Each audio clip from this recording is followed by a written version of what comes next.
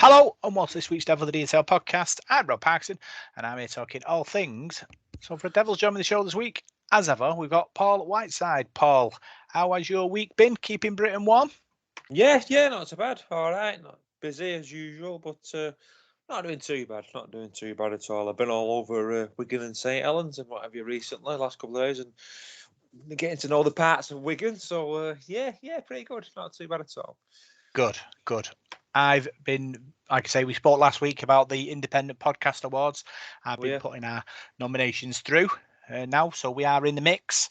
I got it slightly wrong last week though, Paul, because the next round isn't a round robin of all the podcasts. It's the industry experts listen to our podcast and then mark our podcast compared to other podcasts in our group. And then I think the top 5 go through to the grand final in October. Okay. Sounds exciting, doesn't it? Yeah, sounds really good, doesn't it? That. So you never know, we could be going to an award ceremony with our suits on. Yeah.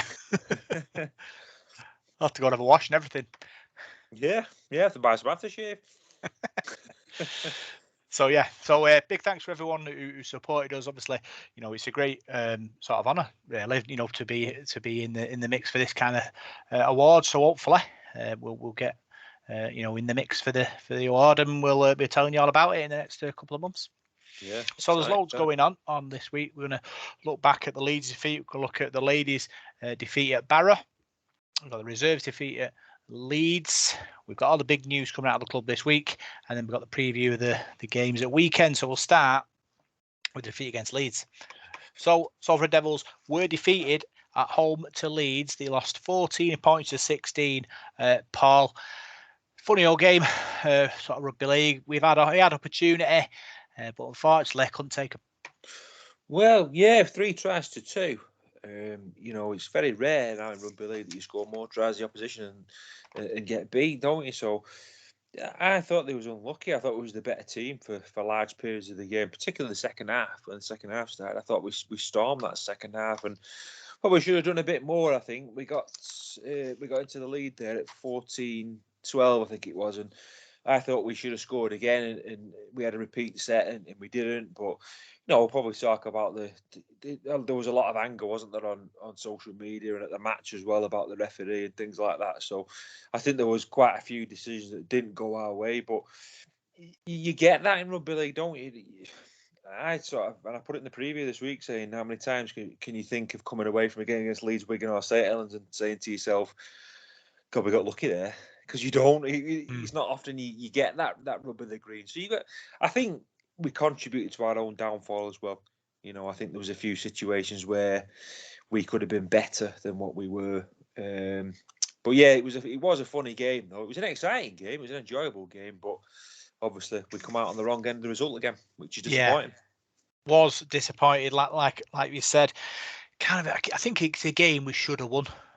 Really, I think it's easy to blame the referee. Obviously, we'll talk about some of the incidents that occurred, but for me, you've got to look at yourselves there. I think there was enough opportunity for us to win the game, and for us to not win it, you've got to sort of ask questions on sort of why that happened. Well, I go back to, we can talk about the controversy. I mean, there's a few decisions that were glaring in the face. I think the Brodie Croft one where he got smashed off the ball, I thought that was a clear penalty.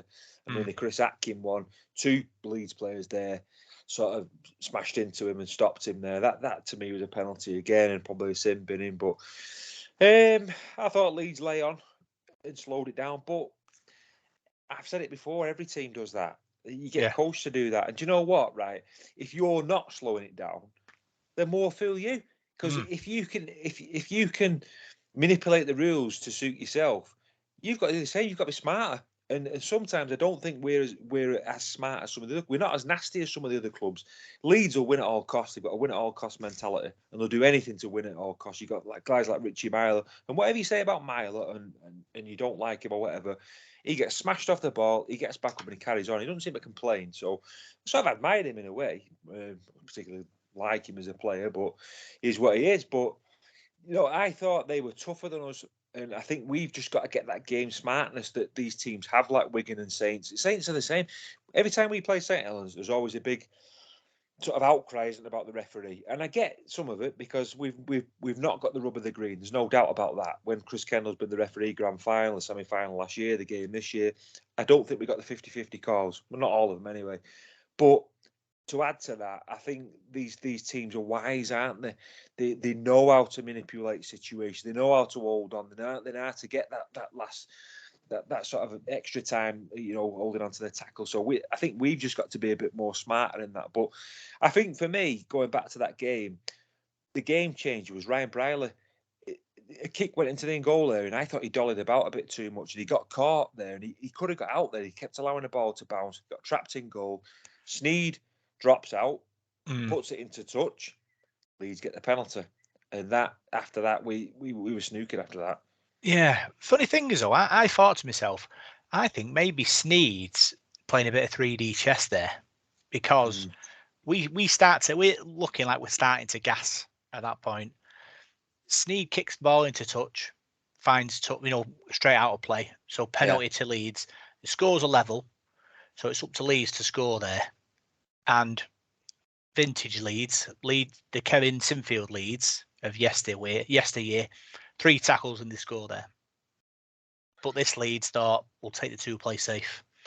Sneed backs himself and us to retrieve the ball, which we do because Burgess catches it off kickoff. We recycle it, we attack, and it all comes down to Mark Sneed kicking on the 5th tackle, but it's a bit wild and there's nobody on the end of it.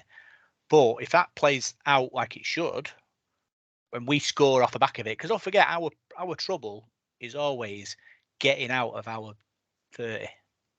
So, say Sneed does drop out and Leeds bring the ball back. Worst case scenario for Salford's Leeds score. Best case scenario is Leeds play the set out and we're 10 metres from our own line. So we've got 90 metres to go there. So is it worth sacrificing 2 points to be 50 yards up the field with the ball? Yeah, hindsight's a wonderful thing, isn't it? I suppose, but looking back at the game, one thing I thought, and I thought in a lot of games this season, is when a player loses the ball in the tackle, it's almost like heart in your mouth time. Is the referee going to give a knock on, or is he going to give a penalty? And to me, I think they could eradicate all that by going back to the old rule from years ago, where it was the ball carrier's responsibility to keep hold of the ball, and anybody can take the ball. So you've got 3 and 4 in the tackle, you can take the ball out. It was always like that. So I think that'd stop a lot of this players releasing the ball and things like that. I think it would, and plus it takes a bit of pressure off the referee as well, because he's got a decision to make there, and 9 times out of 10 they're not consistent. I mean, I don't know. I think another thing as well in that match that I was talking about Salford being a bit wiser as well was I think we had Leeds at arm's length at one point in that second half, and there was a big melee, wasn't there? And I think Leeds were doing their best to sort of knock us off our game, really, if you like, and get into our head. And after that dust up, when Atkin got sin-binned and Eletsky got sin-binned, the Leeds player, we weren't the same after that, really. We sort of took our eye off the ball. I think it worked for Leeds. I think they did knock us off our game. And that seems to be the sort of rugby that they like to play. That's the way they seem to want to play. But no, I've never seen a Salford crowd like for donkey's years, where the referee had to get escorted off at the end, didn't he? And people were shouting and ball. The atmosphere was it was a cracking match. It really was end to end stuff. But yeah, the atmosphere, it was ready to kick. I'm surprised more players didn't get sin-binned and more people didn't get sent off. I mean, I think he did well there, the referee, to hang on to it there, because it looked like that game was going to explode. I mean, it did for that incident there, but after that, it sort of simmered out a bit, really, didn't it? But yeah, it was a funny match. Yeah, I suppose Atkins a more important cog in our engine than the Leeds number 8. So I suppose us losing him, we lose a bit of creation, don't we? A bit of make it happen, when Leeds just lose another sort of bopper forward, don't we? Really, but it's what it is what it is. Like you said, I just think they've managed the game better, really, and that's the disappointing thing, really. But obviously, the other incidents, the Brierley sort of bomb chase and getting levered off the ball, a lot of people upset about that, but happens a lot. I think rugby league probably not in that situation. Probably when the ball's going dead and the runner's there and the defender just leaves him off the ball so he can't get to it.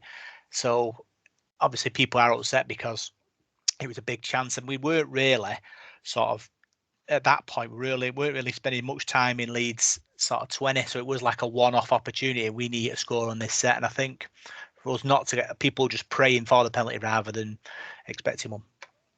Yeah, I think sometimes you get those things, sometimes you don't. I think sometimes I'm not having a pop at people here, but I read stuff sometimes and listen to people at the match. And I think it's rugby league. This, it's not making cakes or sort of tiddlywinks, but it's a physical sport, and I think sometimes people think, well, you can't do that, you can't do this. I mean, I hear people in the crowd go, "Ooh," the tackles me. And you think, what's wrong with that? It's rugby league. So I don't know. Perhaps as a generation we're going a bit softer. I'm not too sure, but no, I thought the Briley incident. Yeah, it's one of those. I've not seen it back, so I know there's a few videos whizzing around a bit about that one. So it's one of those. But I don't think we got any 50-50 calls in that match. I think there was a few big decisions that went against us, and I thought we were the better side, and I thought the better side lost. To be honest with you, going back to Atkin going off sin bin. It didn't help us that because Mark Sneed was playing on one leg as well. I mean, he got injured at the end of the first half, and in that second half, I thought he was really struggling, and we kept him out there, didn't we? Where I don't think that was the right thing to do, really. I mean, we had Matty Costello on the bench, and this is contentious from me. Did Matty Costello come on? Because League Express says he did. I didn't see him come on. I've had a look at his stats. I asked Paul Hume, who's a stat man. He said he didn't think he came on. But I'm just trying to get it confirmed. But I don't think Matty Costello came on. Do you? Did he remember him coming on? I don't remember.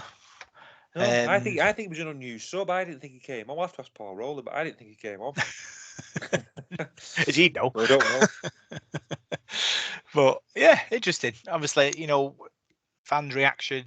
Like I say, everyone's up in the atmosphere, aren't they? You were on sort of Radio Manchester, weren't they? People ringing in, not happy about sort of the referees' judgment. I suppose it's a difficult situation. Obviously, we're all fans, aren't we? We all sort of get excited in moments, and like I've said before, without referees, we don't have a game, do we? So I think it's just about getting as much help for the referee for them to be able to do their job correctly. Yeah, we've said it before about I know it's totally off subject, but it's not. It's about referees. The video referee. I mean, they don't have that every game, which no other sport would have, and it's unbelievable that rugby league. The two Sky games will have it, but the others don't have to have it. Imagine that football. It doesn't have that. I mean, I know that probably would have helped on the weekend, but I think that's got to be something that's got to be looked at. I know they'll say it's money and all this, that, and the other, but if you're going to have it, you need to have it at all the matches. But yeah, I mean, there was a lot of people sort of talking about the decisions and things, but someone called me out, you'll probably say after, and a few people said to me, "Oh, why weren't you more critical and what have you?" But where does it get you? I mean, referees have been moaned at for the 30 odd years I've been watching rugby league, and no matter how much moaning you do and how much complaining you do, a referee's decision is final. Whatever he says is final, so you're not going to get it overturned or changed or anything. So I don't know. You just got to take things on the chin sometimes, haven't you, and move on from it and hope you get something next week. I mean, there's probably been games this season where we've got stuff. You can't always remember, can you? But it just, I don't know. It's difficult. It is difficult. I was disappointed. I came away from that game really disappointed that we'd not got the win because I thought we were a better team. Yeah, I'll just let our listeners into a little secret that when you're ringing the likes of Radio Manchester or Radio Humberside or Radio Rhubarb or all these sort of rugby league shows, the pundits, the experts, have seen that incident once, just like you, at 6 o'clock on a Sunday.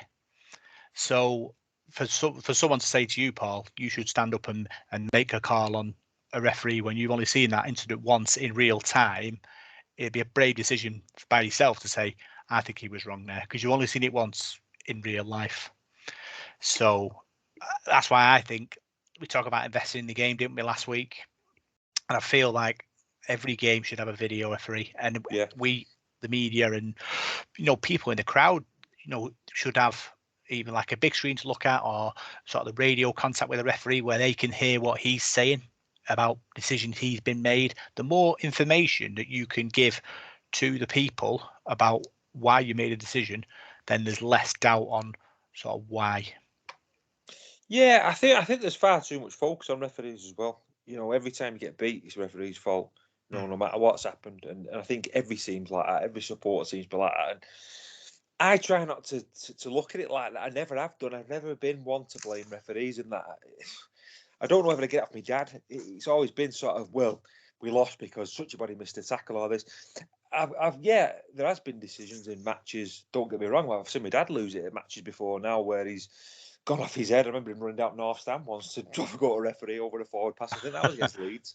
And you do lose it, but it's, I don't know, it's hard sometimes. It is. I mean, I wasn't going to start slagging the referee off when I'd not seen something. And to be honest, I don't like to sound like a mardy pants, more about the referee and that, for want of a better word. So you just got to take it on the chin. I think that I'm that sort of character in life where I take things on the chin and just move on. I'm not a complainer. So no, it's so if I did anything wrong against Salford and didn't stick up for him like some people said, I was sticking up for him. I love the club and I'll defend him till the cows come home. But I just don't like berating referees and that, because like you said, that without them there's no game, is there? So it's easy to get on like a bandwagon and have a go at a referee and call him a cheat and stuff like that. I don't think they go out to do a team out of a result, do they? So it's a really hard subject, isn't it? I mean, I'd love to sit down with the referee and have a chat with him and just sort of say, what's your take on it? And I know nobody ever interviews the referees, but do you know what? I think it'd be good if they did and they spoke to him and said, "Oh, what happened there?" Then I think they'd be a bit more human then, and you'd be able to relate to him a bit more. Whereas now they're just like this person that sort of makes these decisions and he's escorted off at the end of the game, and that's it. He's put back in his box till next week.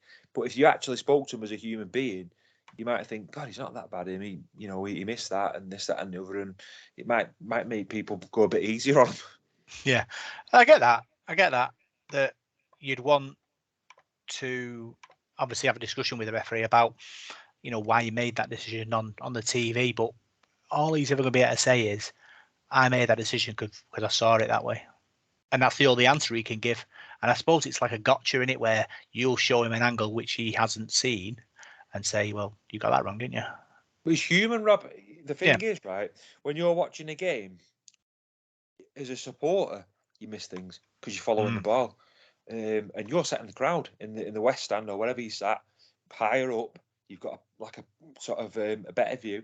Referee is at pitch side. He's got players in front of him, and it must be the toughest job. And the game's so fast now. How do you keep up with things? It's unbelievable. And then you get a referee who's cautious, and say it's on Sky, and he goes to the video referee every time because he wants to make sure. People start moaning and say, "Oh, why does he keep going to the video referee? The game's going to be on all night." So they can't win. It's such a difficult situation, isn't it, for them? So I would like to do it as a job. I really wouldn't, but I think there's that much pressure on them. Same in football, there's that much pressure on officials now, and I think there's that much pressure on people doing that job in sort of life, because particularly football, there's that much money involved in it. I mean, they get berated, don't they, and death threats and all sorts. So it's there's always a blame culture, isn't there? Let's blame somebody. So not that I'm sticking up for Leeds. I thought I hope we stuff them next time we play them, because I'm not really a Leeds lover, but no, I think there's things we could have done better in that match as well. Yeah, and also obviously looking at the situation, we're 14-12 up. We 10 minutes to go, and that basically, if you're going to boil it down, it's ill discipline from us, which gives Leeds the 2 penalty shots. Yeah. It was a bit, really. I mean, that's what's cost us the game, really, and it all came after that big melee.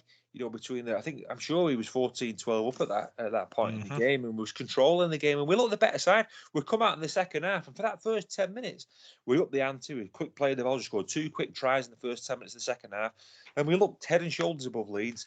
And I thought Leeds were going to collapse. Once it got to 14-12, I thought, if we can get another try and get 8 points in front, I think we'll get 30-odd points here and really run it home. And I think we would have done. As I said before, we had an opportunity at 14-12. We had a repeat set, and we didn't manage it well. And I think if I was Paul Roller, that's what I'd be looking at. Our last tackle plays, particularly in the last 3 or 4 weeks, have been poor. I don't think we tested Leeds enough. We didn't.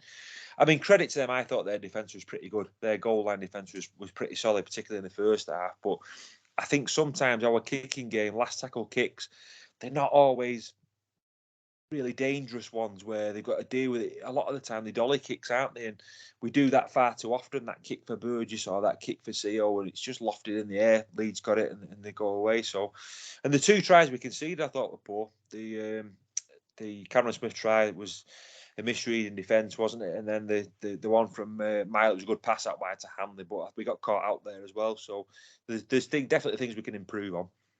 Yeah. Positives, Brodycroft, 3 assists for him. Obviously, with Mark Sneed on one leg, he needed to stand up, and he did. Yeah, he did. I thought Brodycroft played well, and I think he'll get better because he's been out for a few weeks, as with Briley as well and Ackers. It takes a bit of time to get that rustiness off and get back up to full tilt. But I thought Tim Laffey, I think, made a mistake or two, Laffey, but other than that, I thought he was outstanding. He's so slippery with the ball in hand, and his capability to get the ball out. He was really, really dangerous. I thought Danny Addy showed up really well in the pack. Stepped in and did a good job. We miss Callum Watkins as well, don't we? When he's not playing, so he'll be a big miss for us because I read in the paper he could be out for the rest of the season. So that's a massive blow for us as well. Missing Shane Wright, Sam Stone, and then Callum Watkins is a real big blow for us. But yeah, I thought the pack did a better job. I thought they were better than they were the week before.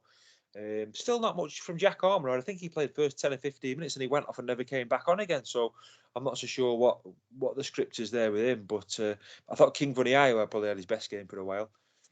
Yeah, good player, King Vuniayo. Obviously one of our bigger forwards as well. He's got a lot of work to do, Annie, to keep going forward, especially the way we play. Because obviously we're always going the edges, but to make the edges dangerous, you need to make sure you attack the middle, and I suppose that's what he does with the likes of Tyler Dupree and other forwards who do sort of do try and work the blood to water, making it go forward. Yeah, that's right. I thought Alex Gerrard's been a big plus coming back as well. As I know he struggles with his knees, doesn't he? But I think he's been a good guy to get back in because he's a big man. He takes a bit of stopping as well, doesn't it? So yeah, I'm glad King Vuniayo. I thought he had a good game. Dupree did some good minutes as well, and yeah, we're still light in that pack. There's no doubt about that. But we've just got to go with what we've got now. We're not going to bring anybody in, are we? I think one player I probably asked Paul Rowley about if we get a chance to speak to him this week or next week or whenever is James Greenwood. I know he's spent some time on loan. He's played in the reserves. I wonder if he's nearly ready to come back to first team action because he can play at back row. He's a big man as well. So let's hope we can get him back on the pitch. Yeah, James Greenwood played in the reserves against Leeds, but we'll come on to that in a minute. Look at the stats. Top meter makers: Tim Laffey 133, Brodycroft 103, and King Vuniayo 96. Paul, so like we say, if we're in around 100 mark, it's a result for us. Probably not as many as we should have expected. There's only 3 names there, really, weren't there? So we could do with a bit more than that, really. But I thought that the pack was better. Leeds got a big pack. I thought their pack was one of the biggest I've seen all season. Particularly that Walters lad who played, he's absolutely huge. And one or two of the others as well. I mean, they've got a big 3-quarter line, Leeds, as well, haven't they? Some of the, I think it's Fuzzy Tour on the wing. He's bigger than some of the forwards, so they take some stopping. But I think in a positive, you look at the way Leeds have played the last few weeks. They hammered Warrington away from home. They absolutely dismantled Huddersfield Giants and a decent Huddersfield Giants team. They got some good players. They didn't dismantle those. They scored 2 tries. I mean, those were in the first half as well. So you've I mean, when did they score? I think we must have kept them out for about an hour or something like that. Yep. Their second try came on 31 minutes. So you've kept them out for 50 minutes there and limited them to 2 tries. So I think that's a massive improvement from our defence. Yeah. But obviously, defence is so important. We talked to me last week about how sort of the defence might be dropping off a bit, but like you said, he came back roaring back this week. Unfortunately, not enough for us to win the game, but I'm sure Paul Riley would have had his post-match chat with his team and his coaching staff and agreed that, yeah, we defensively we were quite. So I'd like to say to keep a team like Leeds out for that long is a good result. Yeah, because they like to throw the ball around, Leeds, don't they? They're a good offloading team. And our goal kicking, we missed 2 kicks, didn't we? So ultimately, that's probably helped contribute to us losing the game as well. You know, having Mark Sneed kicking. I know Ryan Briley can kick goals, but you know, Sneed missed one and Briley missed one, didn't they? So no, it wasn't to be, was it? Wasn't our day. But we've got another massive game coming up this weekend, and you know, the way results have gone. You know, with Leeds winning and Hull beat Hull Kingston Rovers, so they're on our tails now, aren't they? In that top six. But you look at it, we're only 4 points behind second place. So he beat second place Leeds this week, and we're right back up there, aren't we? So I don't think it's time to panic just yet. No.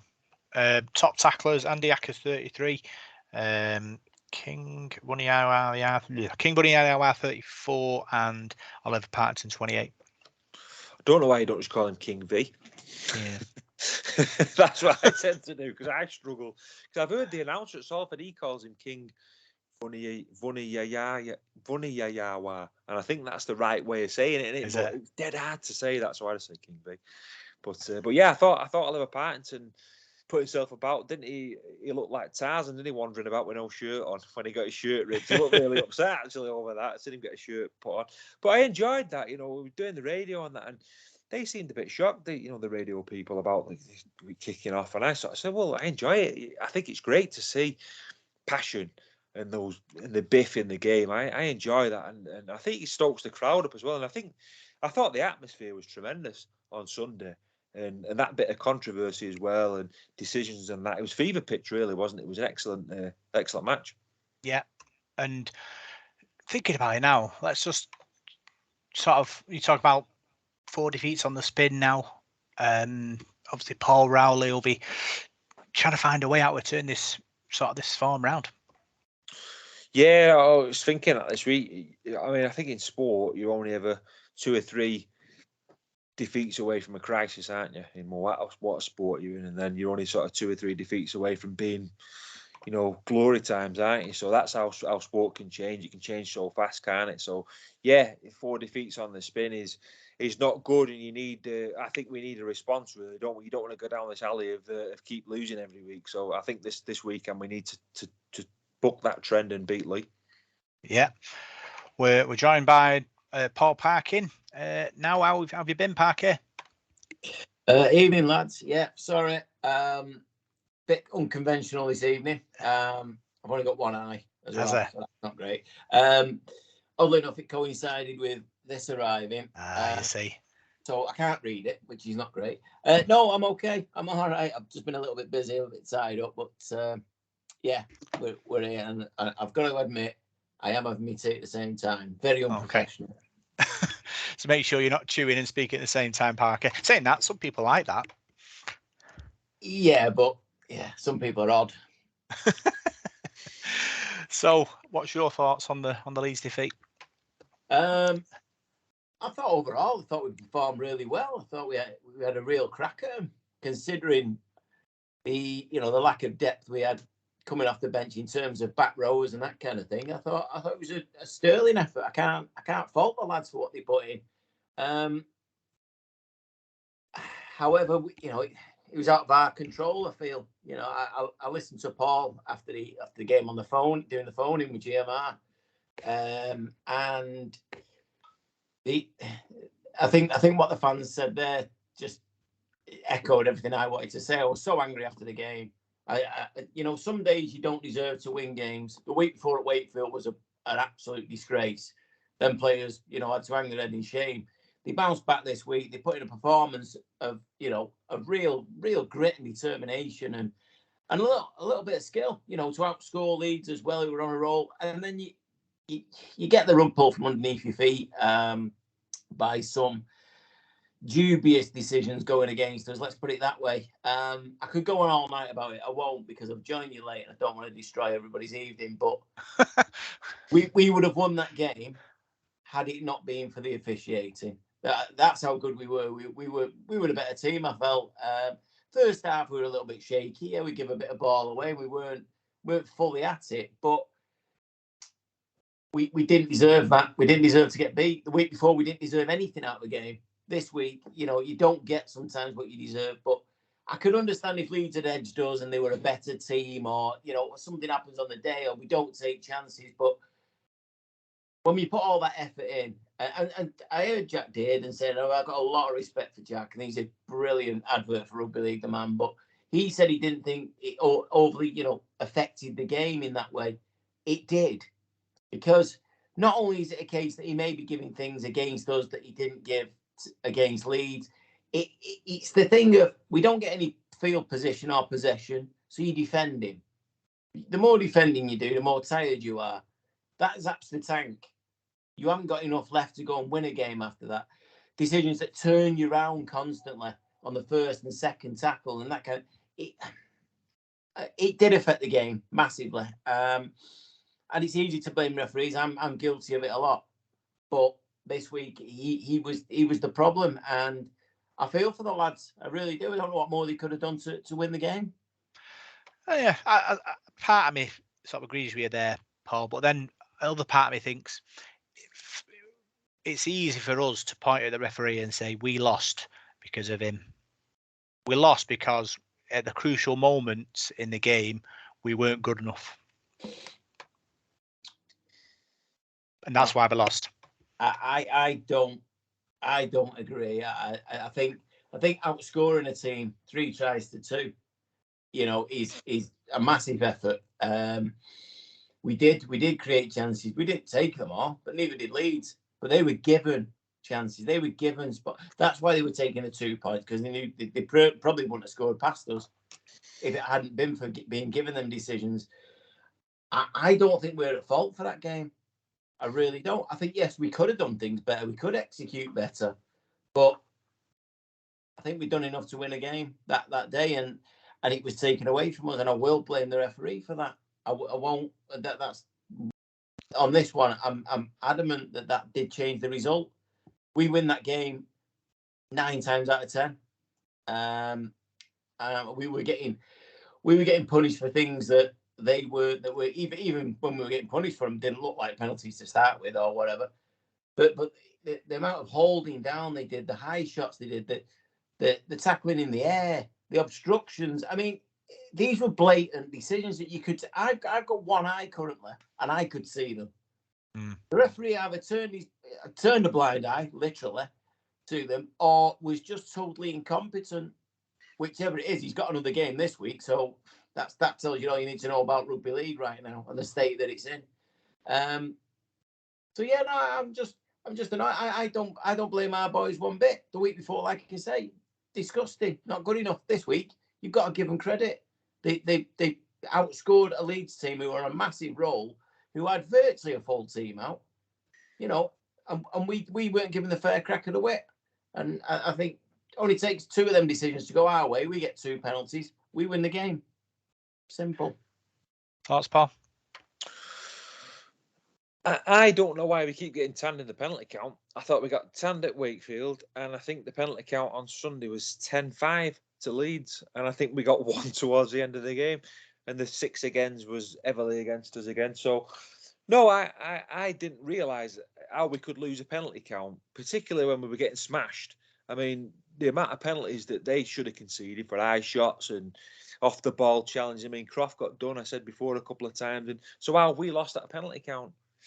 Yeah, I think Parky's right. I mean, I don't like blaming the referee either, but it was hard not to, because there was so much that went on in that game, and when you think back of it, yeah, it could have changed it. There was nothing in it. There was nothing in it. It was good. It was a big effort. I mean, I said that before. I thought we played really well, and it was a massive improvement. We're playing without a back row as well. We're struggling on the bench. We mentioned before, didn't we? I'm sure we only used 3 substitutes. I don't think Matty Costello came on. Says it League Express he did, but I don't think he did. No. I never saw him anyway. So yeah, we disappointed. I went away from it disappointed, really disappointed, and you feel for lads sometimes, don't you? What they've put in and not get anything out of it. And like Parky said, it was rubbish at Wakefield. Didn't deserve anything, But yeah, having said that, there's other things in the game as well that we could have done better. So I think it's a bit of both, really. I mean, like the sneak, kicking out on the full, a few of them other things there. We've been a bit more clinical there. We could have won the game. And I still go back to, and I said it 3 times now, I think we was 14-12 up. We had repeat sets there. We should have scored. Yeah. We should have nailed it there and gone 20-12 up. And that's the bottom line. Top teams do. And we're on this journey to be a top team. And I'm sure Paul Rowley and the boys will look back at the video, on RDTV or however they watch it, and think that's where he went wrong. The but thing is, though, it's a Rob, learning experience in it, and you're hoping obviously they can sort of take that and build on it. Big Factory 3 with match reports, man of the matches. Mark, far better performance, King. Jimbo, more need sacking, King. James Oxton, really great effort, all 17. Colin Wilson, vastly improved effort, Laffey. OSF, ruined by officials, Laffey. Colin Reynolds, video ref required, Tim Laffey. Stuart Smart, getting better, Tim Laffey. Chairman Bob, better than Wigan, King, Money IOR. Chris and Janet Shetton, best team robbed, Laffey. Natalie Taylor, frustrating refereeing, Tim Laffey. Andy Lancashire, selective refereeing decisions, King Money IOR. CNR, too many errors, King. Richard Martin, frustrating but better, King. Paul Whiteside's mate, Roy Ellaby, ruined by more, King. David Bowden, poor performance, too many errors. I don't think it was a poor performance. I just thought, like you said, we tried. It was better than Wakefield, but a bit of referee, a bit of luck against us, Paul, and that was the difference. Yeah, do you know what my worry is? I mean, I came away from the game and was talking to her on the way home. She said, "Oh, Dad, how come we never sort of get them decisions against?" Because she's already wise to it. She was like St. Helens. We never get them against St. Helens.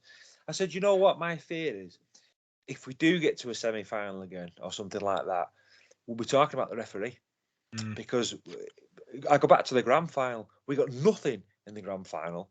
I mean, people say, 'Oh yeah, you lost 23-6, I think it was,' but if you actually watch that game back, he goes out of his way to not give us anything in that game. We had the same referee again in the semi-final last year, went out of his way to not give us anything. We had him again this year at St. Helens.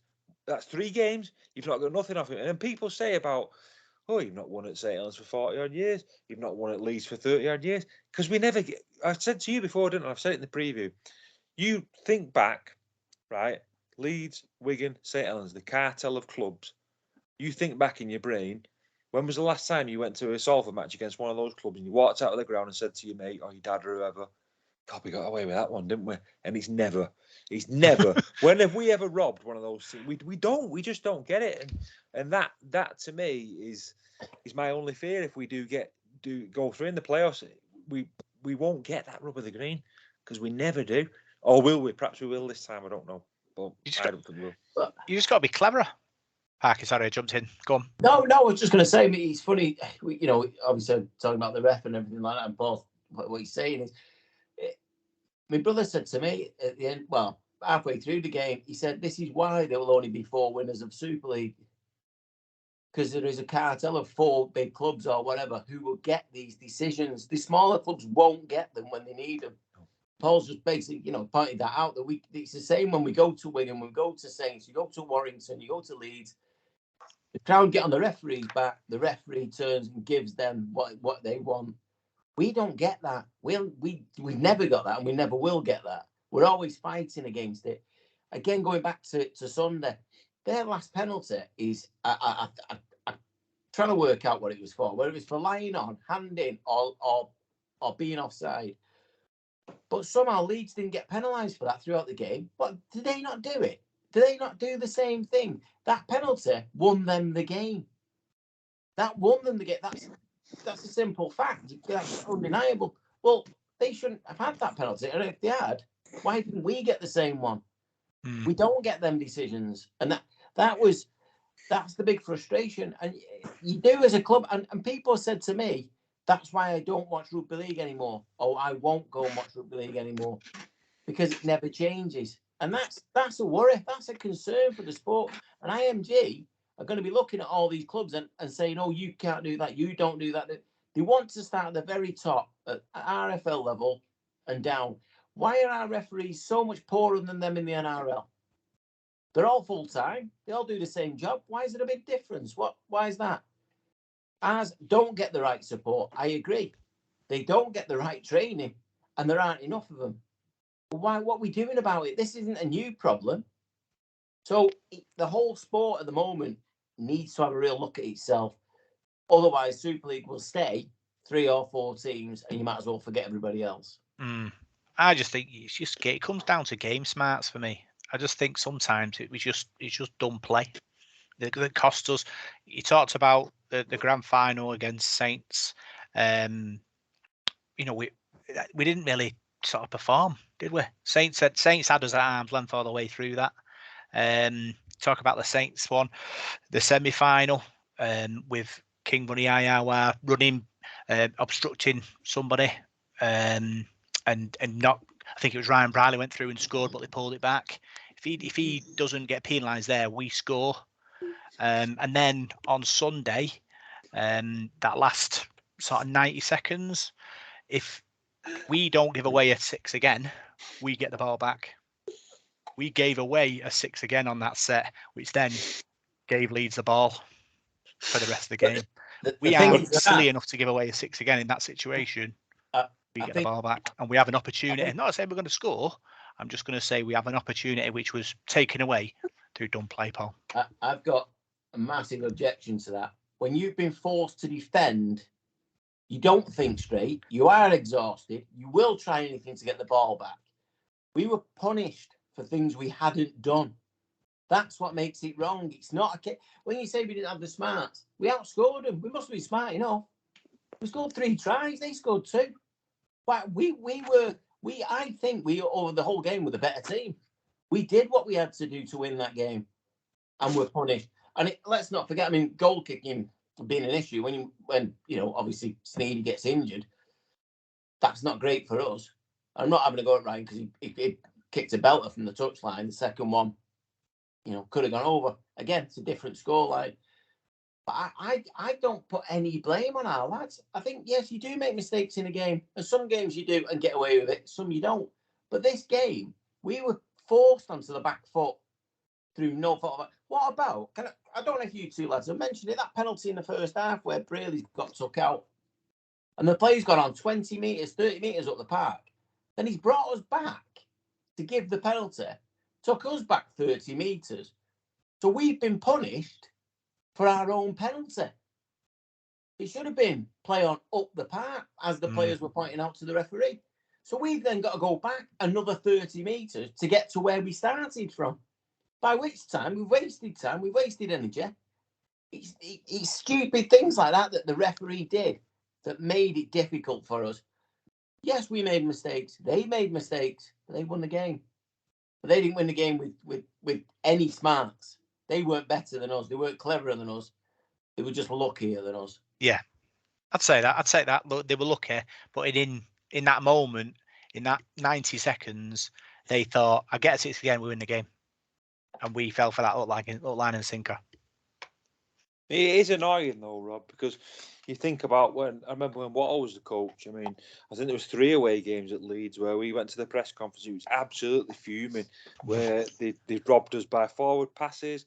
I think there was the Richie Myler bloody milking a penalty and stuff like that. So what you find is you start getting a catalogue of games against these teams. You do, and that's what Parky's saying. Right, take for example, next weekend, Saints play Leigh in the Challenge Cup. You watch that game, St Helens will get everything. I bet you any money Leigh don't get nothing, because they won't let. He's making me laugh with that pot noodle. I can't stop laughing. I couldn't stop laughing there.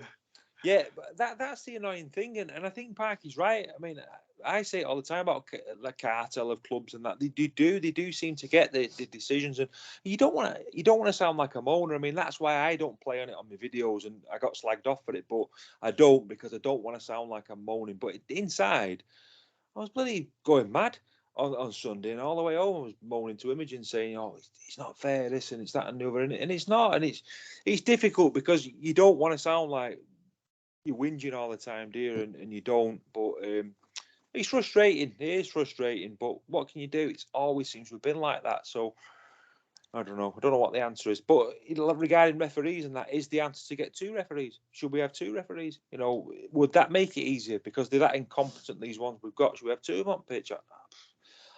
I don't know. I don't know what the answer is. No. More eyes. I go for 2 referees. I go for in-goal judges. I go for linesmen. I go for big screens. I go for video referee. The more eyes you can have on it, the better chance of you making the correct decision, Parker. And don't forget, they see it once. The problem we've got is we haven't got enough referees now to do the games we have. Where do we find these extra referees that are good enough to do the job? The ones we have now aren't good enough. So where do we bring the next lot in from? This is what I'm saying about the rugby league needing to look at itself and work out, how do I get people into this to do this job professionally, fully paid? Because we haven't got enough money to do it either. That's another thing. They won't be able to pay for them. But this is a fault going back since Super League began, really, when we could have addressed it back then and we haven't done. And then we mentioned the linesmen. I mean, these days, they're about as much use as a chocolate teapot. What did he do besides put the flag up when the ball goes out of play? They don't. There was one incident, though, on Sunday. I think it was Ryan Braley who was tackled in the air. I think it was. Everybody in the ground saw it, except the referee, who didn't see it. I don't know how he didn't see it. He must have been, I don't know, plane spotting or something. I don't know what he was doing. The linesman had seen it, and I think the linesman had looked and gone, he must have seen that. He can't have missed it. And then he's seen Ryan Braley lying on the floor and the referee walking away to play on, and then came on. It was like it was a time delay, like he'd been stuck somewhere else. And he must have been thinking himself, is the referee not giving this? I'll have to say something. Now, that's the only time I'd seen a linesman come on and do anything. But that was because it was a blatant foul. You know, and it's not good. Them linesmen need to help the referee and need to be given more responsibility. But this started with, for me, Carl Kirkpatrick and Ganson years ago, when linesmen used to come on and they'd get told off by the referee for entering their pitch. I'll ask your opinion when I need it, because the referees became bigger than the game. And we just need to take it all back now, strip it back. And I agree, more referees, definitely videos in every ground, because it's an unfair advantage to somebody each week anyway. And that's the only way forward for the game. The players are professional. The clubs are getting even more professional. The referees are supposed to be professional. I don't know what signal we're sending out, though, when we all know, everybody who saw that game on Sunday, and Jack and Trevor, mentioned it as well, that how inconsistent he was, or whatever. He'd had a bad game. Jack said that. This week he gets another first grade game. That's not sending out any message to anyone. Anyone in the Championship who's a referee thinking, I want to referee Super League, you're not getting your chance, because the Rugby League's got its favourites and they'll just keep using them. Agree with that, Parky. Obviously, there isn't the strength in depth, is there, with referees? I think we talked about growing the game, didn't we, and the infrastructure, and maybe the RFL need to look at what they're investing in and maybe think about redistributing the funds into the referees department and bringing more referees in and bringing the technology in. But that would mean sacrifices in other areas, in developing areas, in the ladies' game, for example, in the wheelchair game, for example. The money they've been putting into that area of the sport to give that a high profile, would they think about diverting that to the referees to make them a better standard referee? Massive call, because they can see the profile that the different areas of our sport have now, and the money they have spent in them areas have been well spent. But is rugby league too thin, spreading itself financially? Go on, Parky. Yeah, no, I think you're spot on. I think it is, and this is what I said. I said it last week about bringing in sponsorship and things like bringing money in, and the infrastructure of rugby league it's still run on an amateur basis, and that's where the problem is. We do need that money. We need to throw more money at the amateur game, at the women's game, and everything else to get it to a level. But the main product is the Super League. That's our advert to everybody else. We've got to get that right. The investment's got to come in, and they don't bring it in. They don't do enough to do that for me, and the clubs suffer because they don't get any. We don't get any sort of limelight shone on us. So sponsors in the local area won't be bothered because they'll think, well, what do I get out of this? If I give you money, what's it for? It's a tough one, but it's something they're going to have to sort out. I'm not predicting the death of the game, but you asked me last week about, and it was a great question, Rob, about professionalism. Has it failed? It fails because it's not being done correctly.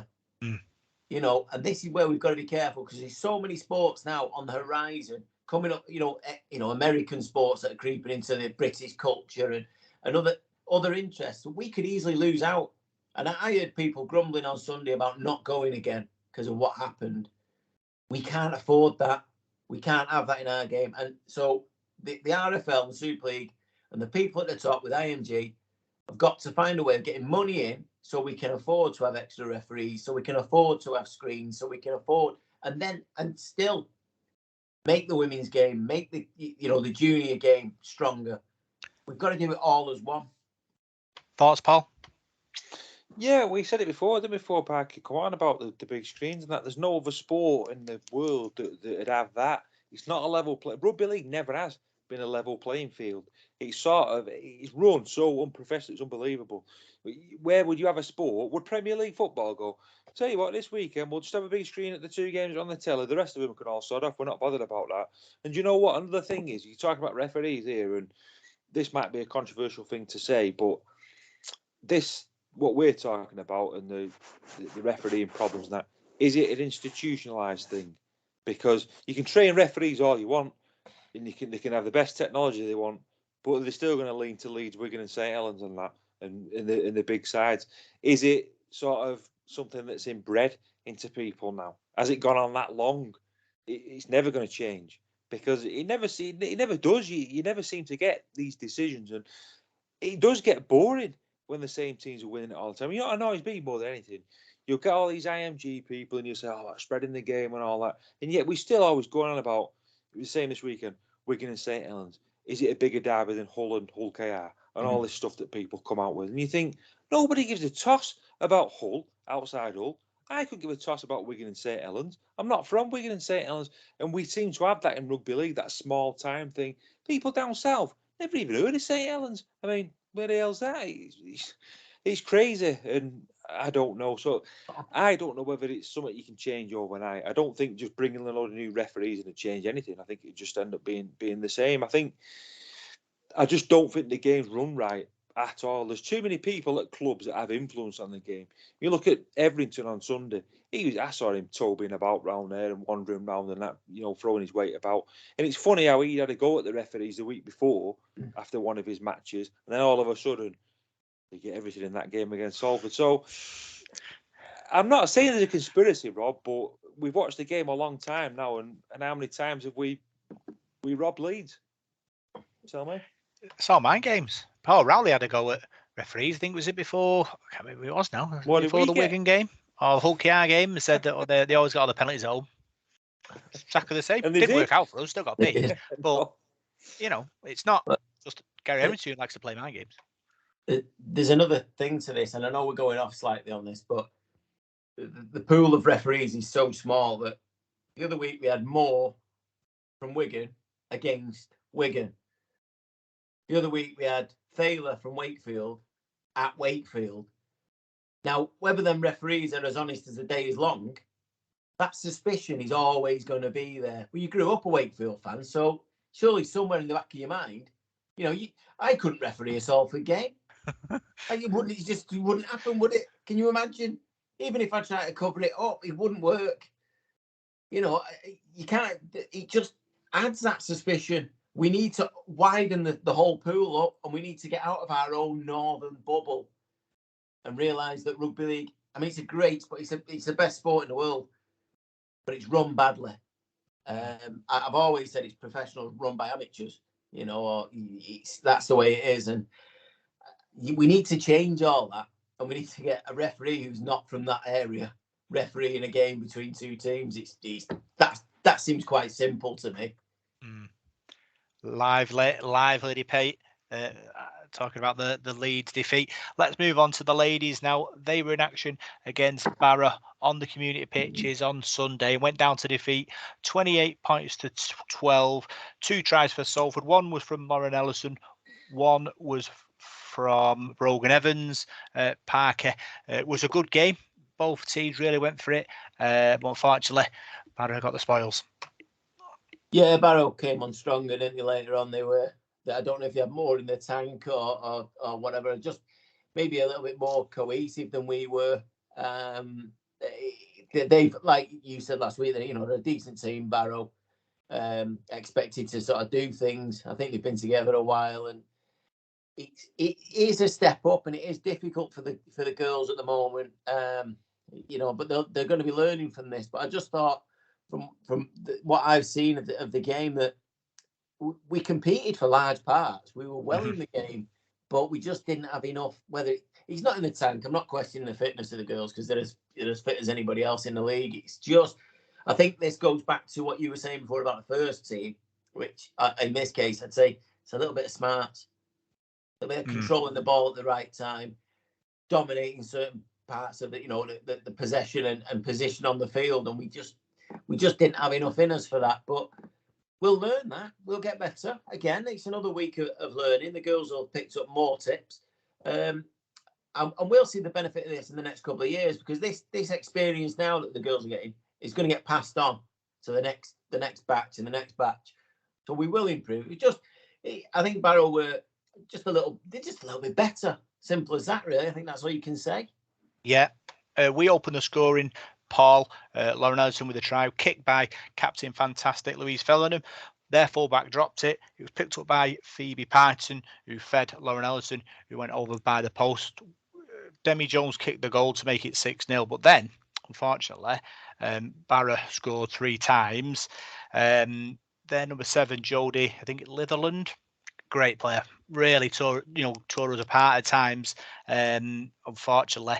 But just on half time, they scored the 3rd try. I think it was Anne Smith went over. Basically, their centre came in, went on a bit of a waving run, and then she crashed over sort of slightly to the left-hand side of the post just for half time. Sort of a crucial score in that context of the game. It is no matter what you're playing, to concede before half time, it's a killer, psychological killer as well, isn't it? Going in there, conceding there, and his back's against the wall, and wasn't it? It was tough. I mean, I sat next to Louise Fellingham on Sunday, and she looked battered and bruised again. The effort that those ladies are putting in, she was in bits. She really was. So the effort's there, and like you guys are saying, I think they're learning little things all the time, aren't they? It's about putting that into practice now. But I don't think you can ever question their effort that they're putting in. I think it's tremendous. They're working really, really hard, and they found the step up tough this season. There's no doubt about that. But I think it's going to do them the world of good going forward. It's a great grounding, isn't it? That playing at Super League level now. Yeah, came out second half, came out roaring. Salford burst onto the scene. YPS burst the line, ran over 3 Barrow defenders, handed it off to Brogan Evans, who went under the post to make it 12-8. Outstanding run. And Brogan Evans, what a player she's turning out to be. She's moved from sort of the hooker interchange role from last season into loose forward this season, and she was outstanding, I thought, on Sunday. With the ball in hand, work rate, tackling, everything. Complete play for me.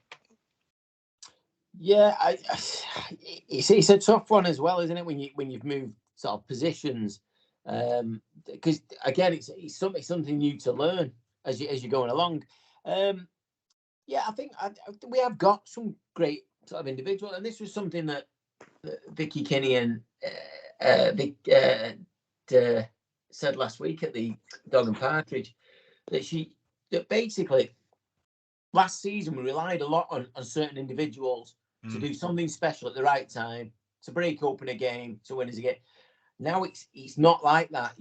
Your main players are going to get spotted very easily, so you've got to work a lot harder and a lot smarter at how we do it, and it's got to be shared about. But again, we're dropping new players in all the time, so we're not ready yet. We're just not there, and that's the difference between us and say a Barrow or a Featherstone or whatever. That they are going to work on it. They are going to get better. And Brogan, again, like you say, you've moved her from one position to another. Well, someone's got to fill her old position. Well, she still gets used to the new position.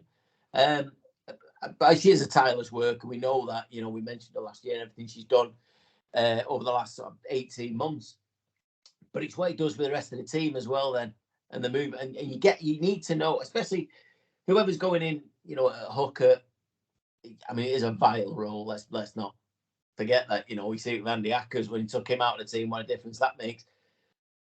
For somebody to come in and fill that, and to know what the other players are thinking, to know all the moves off, it doesn't work like that. So it has a knock-on effect, I think. But like I say, I think this time next year will be a much stronger team and in a better place than we are at the moment.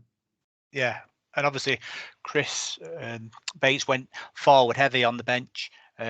Paul, and it worked. Our forward pack was immense. We talked about the likes of YPS, Casey Naylor, rolling forward, taking teams on, and I thought it was fantastic on Sunday. Yeah, you need that, don't you? You need that in your forwards, especially the way the game is these days. You need a big pack, don't you? We've been talking about that before about the men's team against Leeds, and you can't go wrong with that. And yeah, I think they did a good job there in the forwards, didn't they? Yeah. So as the time went on, both teams had chances. Steph Gray pulled off an amazing try-saving tackle. It looked like all the world that the Barrow winger was going to go over. She managed to get under her to stop her ground the ball. Demi Jones kicked to the corner. Ball bounced funny, just avoided Alex Simpson, who looked destined to score at that point. But then 5 minutes before the end, the scrum half, Jodie Litherland, sort of side through a gap and took the game away, Parky. But you can't fault them for effort. The commitment was there, but unfortunately, just undone by a more magic for me. Yeah, well, this is what I was saying. What I said before.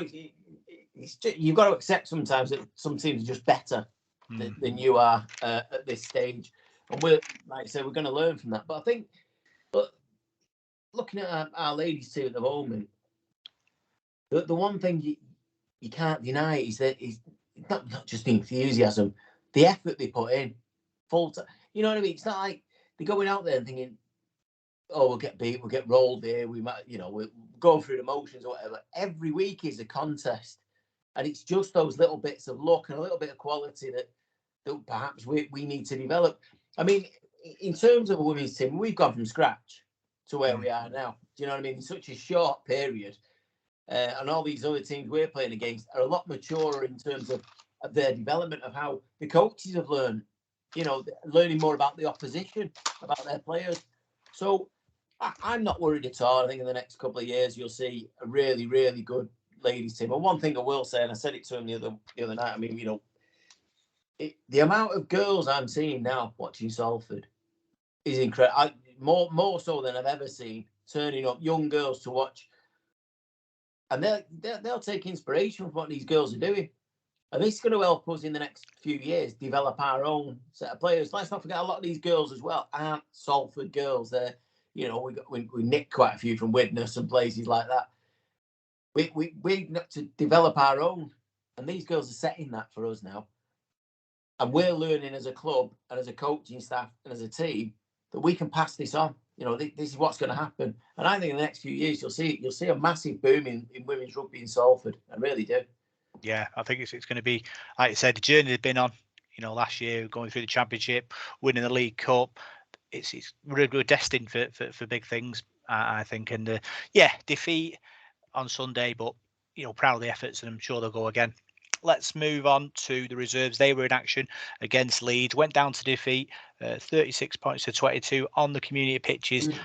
Paul went to 6-30 down at half time. Obviously, we know what Leeds is all about with their youth policy and the way they develop players. So it's a tough first half for our lads. Yeah, when you play the Leeds reserves or the academy, you're going to get players that are probably in and around that fringe of the first team. Actually, quite a lot of their players have. They've got a conveyor belt there. They're like Wigan and St Helens, aren't they? They come, and it's more like a trial for the first team. Their reserves, isn't it? What they've got, and good to see. We've got some players, that are on the fringes now. I think we spoke about James Greenwood before. You telling me he played in that game. And that's good to see, because that's helping us. Because I'd like to see some of these players coming back into the first team fold. Greenwood's one of them, isn't it? So it just shows that second half they fought back well, didn't it? Because they didn't get blasted at all. It was was quite close in the end. Yeah. Second half, Parker found a bit of foot in the game. Finlay Yates, Kellen Wood, and John Hutchinson all went over for Salford to make it 22-30 with about 15 minutes to go. But unfortunately, Leeds just found the way back in again and took the game away. Yeah, I was following it on Twitter, And at one point, I thought this is going to get really messy. He started to get a little bit of this could be 50, 60, whatever. Like you say, we know what Leeds are all about. Their youth is as good as anybody's. And then this comeback started, and it was sort of, from what reading it on Twitter, it was like reminiscent of that game we had at the Willows with them, where we went 38-6 down or something. We finished 38-30. Back, about 2006 or something at the Willows, something like that. It was like that. We were coming back, and I thought, we're going to get something out of this, because once you're on a roll, rugby league's like that these days. It's a different game to the way it was. Momentum now is massive in the sport. But once a team gets it, it's very hard to wrestle it back. And I thought, we could do this. We've got them here. We've got them rattled. Maybe, I don't know whether they've made a few subs, Leeds, as well, just to, rest a couple of players, or just to change things or try something, thinking the game was won. And our lads really stuck at it. And honestly, I thought, this would be an unbelievable result. But it shows, we say it every week, these lads are learning. There's still, we had Green, like I said, Greenwood was in there with a bit of experience, but generally, these are just young lads, just learning every week. And they've gone out there against possibly the best set of reserves, in rugby league, certainly coming through that academy system there at Leeds, and competed and pushed them. And that's really encouraging, really is. That's another team. I mentioned it with the women's, but the fact that we do lose more than we win at that level, these lads don't give. They're not downhearted. They go out and they try and win every single week. They haven't put their hands up before the game. They're going to give it a go, and you give them a sniff, and they'll have a crack. And they were, following it on Twitter, it was actually, a little bit exciting. I thought we're going to do it, but we just fell short in the end. But when you give yourself that kind of distance to travel, it's going to be hard. But no, full of praise for them. Good effort. Yeah, like you say, it's all about development in it, Paul. Like so Billy Walkley, who's had opportunity in the first team, Jacob Leigh, Jack Stevens, a lot of talk about him as well. And these lads, like the club, really are on a journey. And Paul Rowley, he's talked about how he gets his feedback from Stuart Wilkinson, how they're doing and where they are progressing. And he knows, and Stuart Wilkinson knows, that there is opportunity for them in the future, possibly in our first team. Yeah, of course there is. We just mentioned there about Leeds. They're playing against a really good standard, aren't they?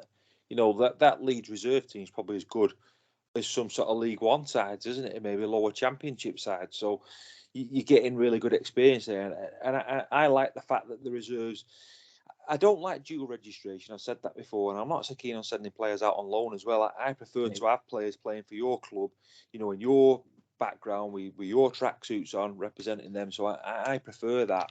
And every single game they play, like talk about Jack Stevens, for example, lovely pair of soft hands he's got, and I've seen him in friendly games. And I've spoke to his dad on Twitter. He's got really high hopes of him as well, and he does look a special player. But every time he plays for that reserve, he's learning one more little thing, just one little thing, and you get that little bit more match hardness as well. Every game he plays, experience. Every single one that gets under your belt, so it'll do them a world of good. It really does, and it's a good level that they're playing at. Now we're not talking just college rugby league here. Now we're talking the real McCoy, the reserves against Super League side. So what they're going to learn from that's going to be invaluable going forward, and it'll be great. It'll be so. You imagine when we start seeing, and we will do, we start seeing these lads appearing on the bench. The reception they're going to get from the crowd at the Salford Stadium. Then you start seeing them coming on, making appearances in that Thursday. That to me is what it's all about.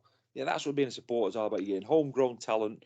Some of those lads are from Salford. They're not all from Salford, but you're getting homegrown talent coming through your system. And we've seen it with Niall Levels, didn't we? All right, Niall's a Halifax lad, Sidor lad. But he came through our system. And you look how we loved him at Salford. He was part of the furniture. And supporters love that. And they take those players to heart. Nathan McAvoy is one I can think of, at the Willows. We loved him, didn't we? Because he was one of ours. And we sing it now to Ryan Briley, don't we? He's one of our own. But you imagine if you've got a team full of them coming off the bench or coming into the first team, I think it'd be brilliant. Yeah, building a conveyor belt, Parker, in real time and producing the talent at the same time. Yeah, well, we were sadly robbed of all that, weren't we, under a previous owner. You think back to, you mentioned players there. You think back to the Jordan Turners, Stephen Ratchfords, Theo Farge, Mark Sneed. We were producing these players, and then it got ripped away from us. I think Alan Hunt was there at the time, and people like that doing an unbelievable job. We've got to start afresh now, but that shows that we can do it, and the talent is there. I agree with Paul, by the way, on that. Just another point, the dual registration thing. If you signed a player for your club, and bear in mind now in Super League, you only have so many players in your squad, then he's part of your squad. Use him or don't sign him, because all you're doing is taking him out of the game if you don't want him. Yeah. And then when you let him go out on dual reg and he goes to Swinton or whatever, no disrespect, how much is he learning realistically? Is it better to stay with you in your camp and learn that way and play in your reserves like we used to do with the A team? You know, I get loans can work, but this dual registration I don't think works. And I think what it does do is then block players further down the line. So the lad goes from St Helens to Swinton on loan. Where's the lad gone that was at Swinton? He's not getting a game. So we're not developing more players for the next, so they can get signed upwards rather than us going downwards. That's a bit of a problem for me. But I must say, Billy Walkley is a kid that I really, really like and I really rate. I think he's got a massive future. We've got to, keep hold of him. We're talking about, giving contracts out to players. I'd certainly be having a look at him because I think he's one definitely for the future. We found from nowhere, from not a rugby league background as such. And it just shows what we can do again, like we did 10, 15 years ago. So, but I think he's really exciting. Yeah, very exciting times, like you say, producing a pathway for local talent to come through, and we'll hopefully see that sort of flourish over the next few years. So that's all the match chat, and now we'll see what's happening in the world of the Salford Red Devils. So we'll start with suspension of Oliver Partington, 1 game, Parky, our first suspension of the season. Yeah, and it's a huge one, isn't it, really, in terms of usually you can ride it out, but with the back rows we already have missing, I don't know if we'll get any back this week. I don't know how it's going to work, but I know he's such a key player. He's impressed me since the first game he played. His work rate is unreal. And I don't think he's back to full fitness. I don't think he's been like that since he came back from his injury, but he puts his body on the line every week. He's aggressive, he's strong, he's got good hands, so we will miss him. But it's another bump in the road. Somebody else now gets not that we've got a squad to pick from, but somebody else has to step up and get a chance in the team. But it is good that it's the first suspension, because we've had years gone past where we lost players for a long time because of that. So it just shows this is another thing about we seem to get penalised a lot, and yet we're definitely not a dirty team. Something's going on. But anyway, big blow. I like Ollie a lot, and we'll miss him this week, especially in a game like this where I think it'll be rough and ready. And he's the kind of guy you want in a team like that. But we nothing we can do. We just got to get on with it. Yeah, like Parker said, I like him. I like me loose forwards with a pair of hands, and I think he's got that. Paul, obviously suspended for a game for the melee, but we have to deal with what we got to deal with. Yeah, and he gets suspended for dangerous contact, so I'm not sure whether that was in that melee or what it was in, to be honest with you. But don't say you can just suspend one. But it's like when the two of them got sin-binned on Sunday. I mean, why have you sin-binned them two? You could have sin-binned anybody from that situation. But no, it's difficult. Like Pike said, with the back rows you got missing. You got Sam Stone, who's still out, I think. Shane Wright's out. Do you put Chris Atkin at loose forward? Will he go with Danny Addy there? And Danny Addy, I must say, I thought played well against Leeds. I mean, he's probably not one of my favourite players, but or he wasn't. But I think he's done well this season. I think when he's had his opportunities, he's struggled with injuries. I don't think we've seen the best of him at Salford because of his injuries. But I think he worked really hard and puts a real shift in. So he could possibly move there to loose forward. I'm not too sure. Depends who else is available. I know Amir Burrow should be available, shouldn't he, this week if we need him in there? So we probably have to do a bit of shifting round. But no, it'll be a miss, Partington, because he's an experienced player, isn't he? He's come from a good Wigan side there and sort of and come to us and brought that professionalism with him, hasn't he, as well? And I think you see that from him. But he's a good defender as well, so that's what you're going to need this week against Leigh, because they're going to chuck the ball all over the show, aren't they? And they've averaged, I was doing some maths today, they've averaged 24 points a game this season. no one scored more points in Super League than them apart from Catalan, so they're going to take some stopping. Yeah. Other bits of news, Parker, double header on Sunday. Both men and ladies are in action at the Salford City Stadium. There's a fairground as well. Lots going on at the stadium complex. We had a great time. The Wigan game, big crowd. Hopefully more the same. Yeah, well, I expect a decent crowd. I think Leo travelling in great numbers. So that's one thing that can be assured. If the weather could buck up a little bit, that'd help. But yeah, no, the club have been great recently, haven't they? Trying to promote the game and get bums on seats. Another healthy crowd on Sunday was good to see. So yeah, I mean, I haven't seen the actual plan for Sunday. You know, they produce one now, don't they? Tell you what's happening at what time and that kind of thing. I've not seen, but then I have only got one eye, so that's a decent excuse. Yeah, I think the plan for every week now, isn't it? Is something, and this week, is it St. Anne's this week? Is this where we're at?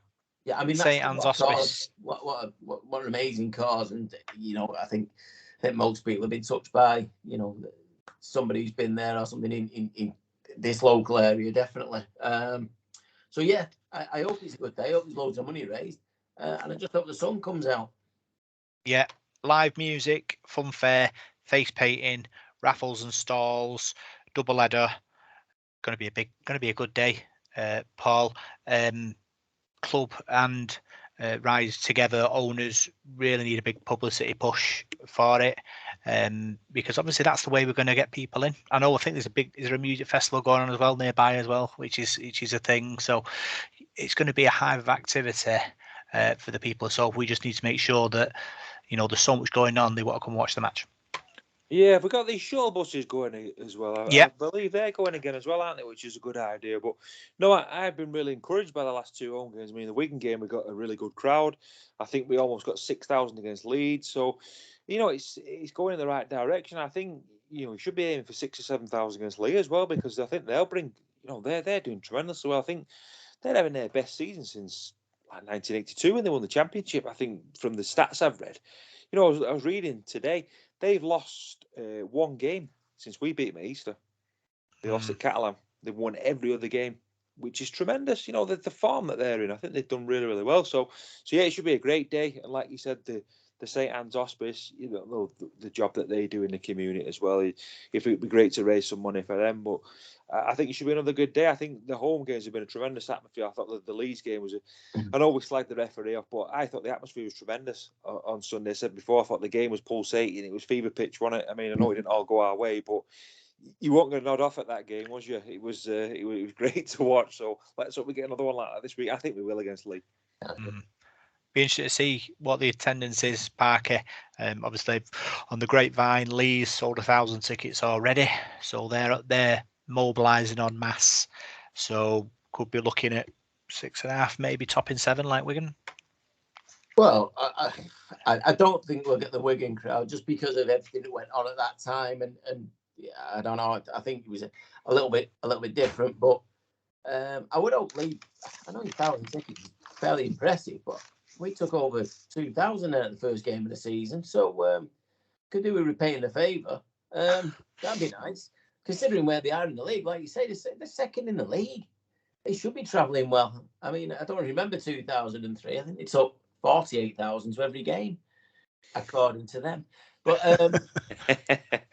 I'm not knocking them. Full of credit, full of praise for them. They've done a great job on limited squad numbers and that kind of thing. So I'm not knocking them. But yeah, I hope they travel well. I do hope the people of Salford turn out. The only thing is, like you said, there is that music festival. I think it's at Barrow Airport. Yeah.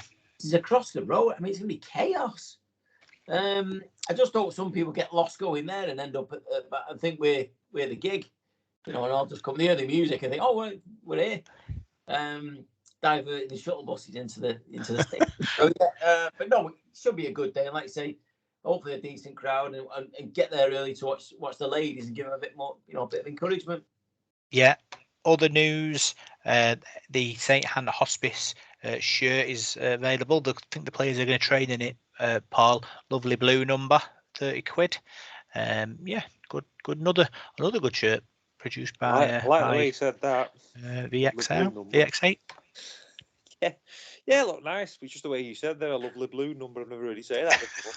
But no, it looks good. It looks good, and it's a great cause, isn't it? We've just mentioned that there. It's a great cause, and you know the club do a lot in the community. We say that all the time, don't we? And it's good to see them forging links with the community. And it doesn't matter whether it's blue, red, pink, or whatever. If it raises money for a hospice, which do such a fantastic job in the community, I think it's all good. And it's VX3, not VX8, Parker. We're never going to get free merch if we keep telling the wrong name. No, it's a really smart top. As soon as I saw it, and I must admit, and he's horrible, isn't it? I mean, look at me at the moment. I said straight away, but it's blue. That hurts. But no, it's a superb shirt, and it obviously, you know, the actual badge of or logo or emblem of St. Anne's, it matches perfectly. It's a great shirt. And like I say, some of that money for them shirts goes to the charity itself. So brilliant cause. Well done to the club again for this. I know we have really good links with them. So yeah, I hope it sells well. Like I say, it's a really smart shirt. Yeah, other bits of news, Paul, we were talking about this off air, that Salford are involved in a sponsored walk around the Greater Manchester Ringway. It's 300 kilometres long, Paul, from the 8th of February to the 11th of February, 20 stages where people can walk to raise money. So how's your feet? Do you fancy it? Well, we were discussing this off air. We were trying to work out how far 300 kilometres was and how you could physically do 300 kilometres in 3 days. So you have to be walking pretty quick. So it just sounds a lot to me, that. So I don't think my poor knees would get through that, to be honest with you. I've got long legs, so I might get a few of the miles in, but it's a long way, that 300 kilometres. So good luck, whoever's doing that. Yeah, Greater Manchester's biggest ever sponsored walk, and it's for the homeless, Parker.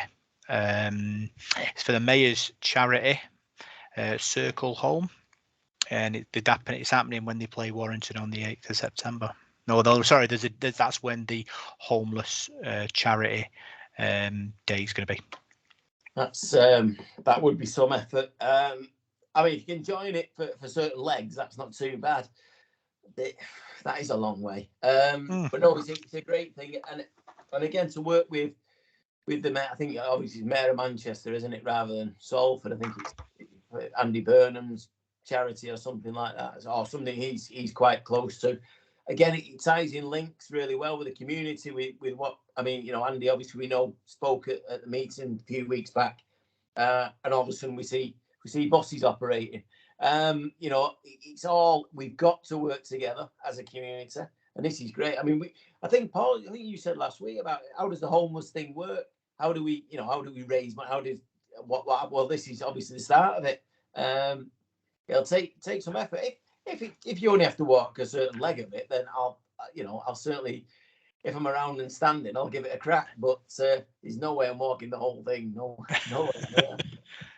Yeah, it takes place from the 8th of September to the 11th of September, and one of the walks will end at the Salford Stadium to give the opportunity to watch the game and rest your weary feet, Paul.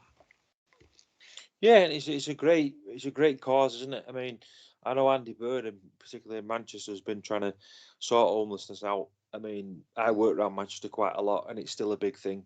I mean, only this week I've been driving around Manchester, and you get a lot of people stood at the traffic lights, particularly near City's Ground on Turing Way, sort of coming with a empty teacup, trying to get money off you in this, that, and the other. So it's still big, and it makes me sad sometimes when I see it, because you think about what some people are earning, and you got these people who've got nothing. So it's still a big thing. I know they said that it's not as big as what it was, but you probably find there's still a lot of people who don't have homes and that. So it's whatever situation they're in, it's not right, is it? So yeah, let's hope we raise a lot of money for it and help people out, because there's some people who are really at the bottom, aren't there? Yeah. So if you can get involved, raise some money for the charity and make a difference. So that's all the news, and now we'll look forward to this weekend's games. So we'll start with the ladies, Parky. They're in action against Castleford Tigers on the main pitch. 12:30 kickoff. 12:15 kickoff, sorry.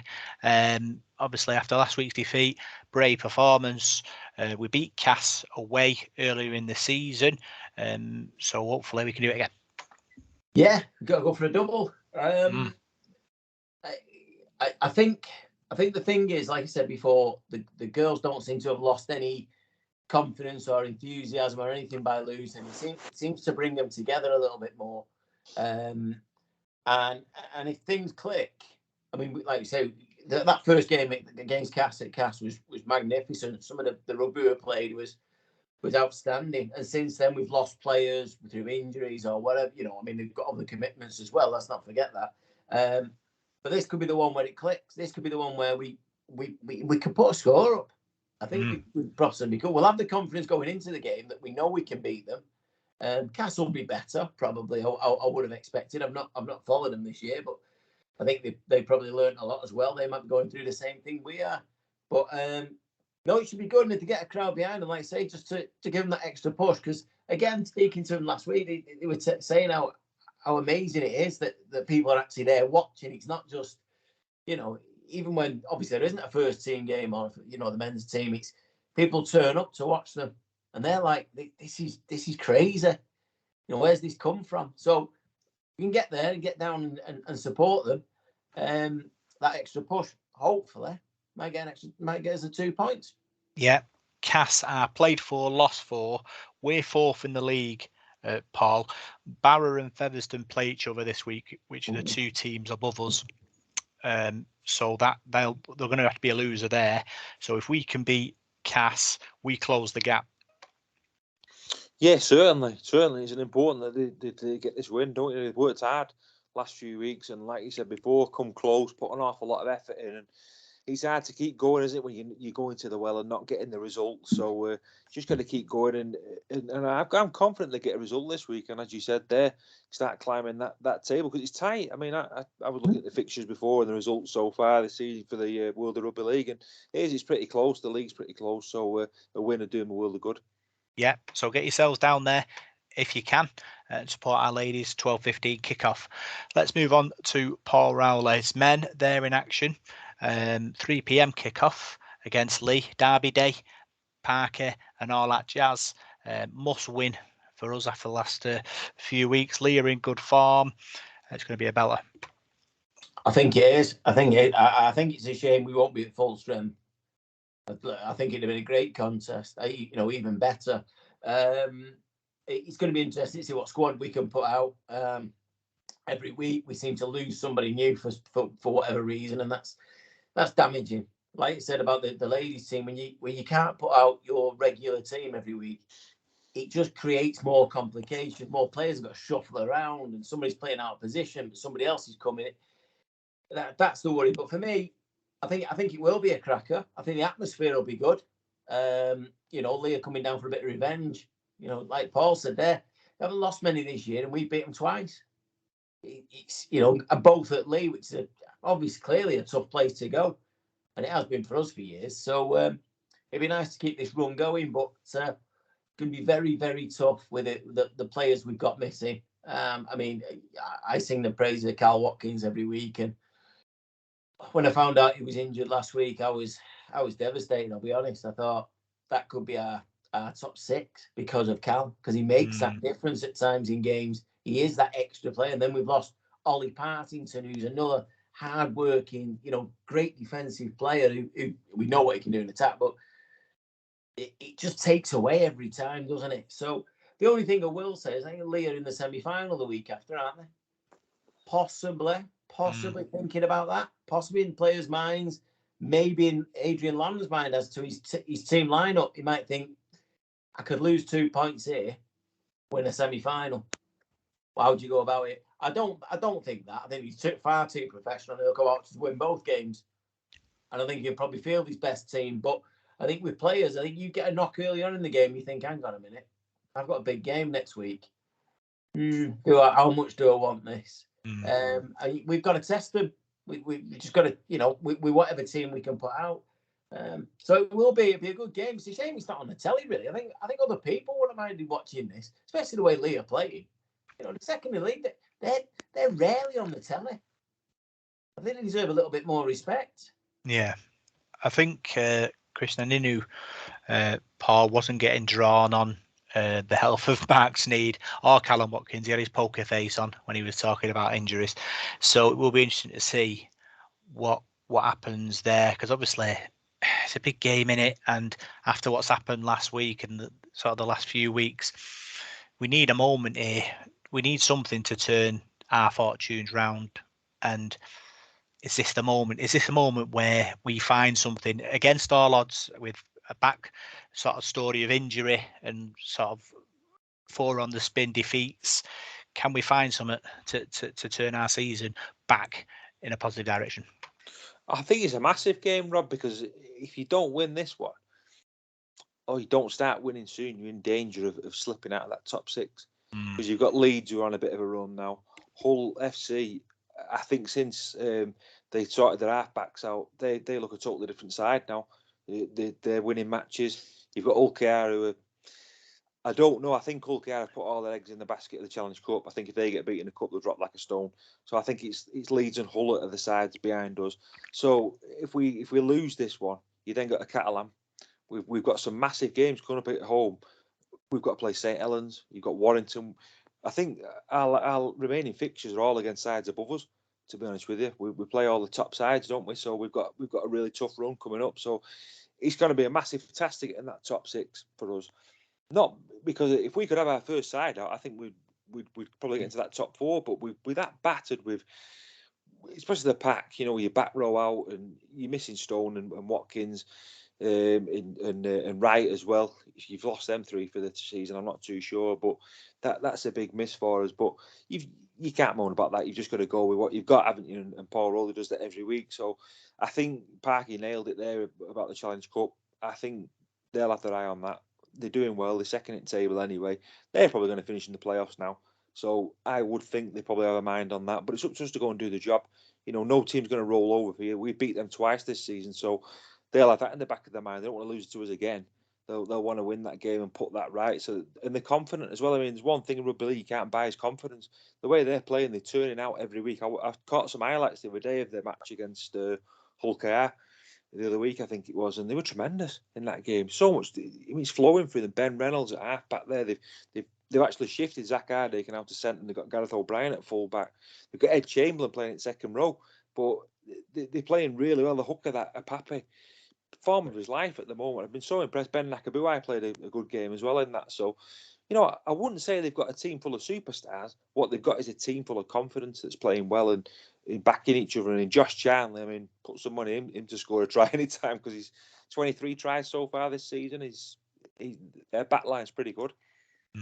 Going to be a fascinating game. Obviously, the derby as well, Parker. You know, the history between the two teams, Reaver Cups, Grand Final, First Division wins, Challenge Cup defeats for us. You know, both sides have got happy memories and sad memories of the other team. Yeah, we had a decent rivalry a few years back, didn't we? And then obviously, you know, Leigh have been up and down a little bit in that time. Well, haven't we all? But more so Leigh than us. But at the moment, I think, like Paul said there, it's confidence. When we went on that roll in even last year, but in 2019, you didn't think we were going to get beat any week. We were just on that, and I think that's where they are now. And as players, that gets into you, and you think we're not going to get beat. And I think they're coming here, possibly looking at us at the moment being a bit broken and on a bad run, going, well, they'll have no confidence. They've got no players. We can roll these. And you turn up with that mentality. Sometimes you can get caught out quite badly. Other times, it can just lead you through. You just keep doing what you're doing. And like Paul said, I've seen the highlights of them recently and score some really good tries. They actually look a bit like what we try and do. You know, they're moving it out wide. I mean, that's why Charlie scores so many. It's going to be very, very tough. You mentioned the hooker there, and they've got Asiata as well, who's been outstanding this year. Really, really good. So it's a massive challenge for us. And if you'd have said to me at the start of the season, Leigh at home's going to be a massive test, I'd have probably laughed. I thought they're not in the same league as us. You know, you look at them now, it's a completely different setup. So it's going to be tough, but I think it's been a really good close game. We just need bodies on the park. That's the thing, and it's who you can get fit for me. But Paul Rowley knows his team. He knows what players can and can't do when stressed, and when I say stressed, I mean injured. But we'll see. We'll see. They're a good team, aren't they, Leigh? They're in good form. Like Parky said, you might have one eye on the Challenge Cup semi-final next week, which might be a thing. But we'll see. We'll see what happens. Prediction time, Paul. I know how are you doing in this prediction fantasy thing. We've not really spoke about it in the last few weeks. Which one? The Facebook one? Yeah. Oh, it got suspended because Andy, who runs it, his dad passed away, so he's not been doing it for a while. So I keep checking in with him. You do an all park, you don't see if he's all right. So he's had other things on his mind, so it's been very sad for him. So hopefully we'll get back up and running soon, because he's a really good lad, Andy. He's a Featherstone fan, and we have a good laugh on that parky, don't we? A lot of them there's a few Cass fans on it, but they're mainly Yorkshire folk, aren't they? They're on it. So so he send best wishes to Andy and hope he's feeling up to it soon. Yeah, that's sad. Parky, what do you reckon? What's your prediction? I was thinking about this earlier. I was in the hospital doing a bit of visiting, and Sorry, to someone else then. Instead of concentrating, I was thinking, what's my prediction going to be this week? So I thought, if I don't make it back, I'll just send it you.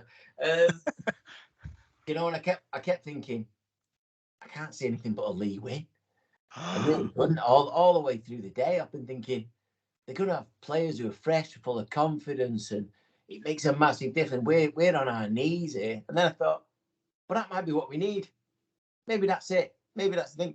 And perhaps Mr. Thaler, the referee, might be kind to us. He might feel a little bit sorry for us. I'm begging. So I've got to go with us. I've got to go with us. We're at home. We need it. Paul said before, we've got Catalan and Saints next. We're going to be hard pressed to pick up anything out of them two games. So we need something now to keep us in that top six. So I'm going to go with an 18-14 win. 18-14. Paul?